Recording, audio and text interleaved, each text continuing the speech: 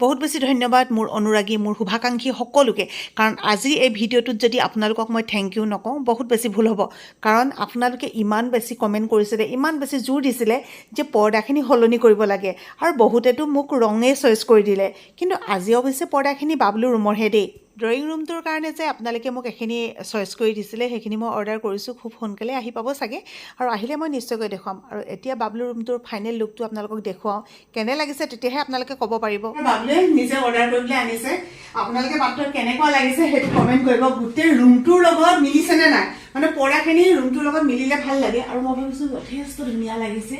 আৰু এনেকুৱা পৰ্দা বহুত বেছি দাম নহয় ইমান কমটি ৰেটতে যদি আপোনালোকে এনেকৈ সজাব খোজে মই লিংকটো কমেণ্টত দি থৈ দিম আৰু ধুনীয়াকৈ নিজেও ঘৰবিলাক সজাই লওক ফাইনেলি আমাৰ আহি গ'ল লিংকটো মই কমেণ্ট কৰিম আৰু যদি কোনোবাই নাপায় নহয় তেতিয়া আপোনালোকে লিংক বুলি কমেণ্ট কৰিলে মই আপোনালোকক ইনবক্সত লিংকটো পঠাই দিম এতিয়ালৈ আহিছোঁ বাই বাই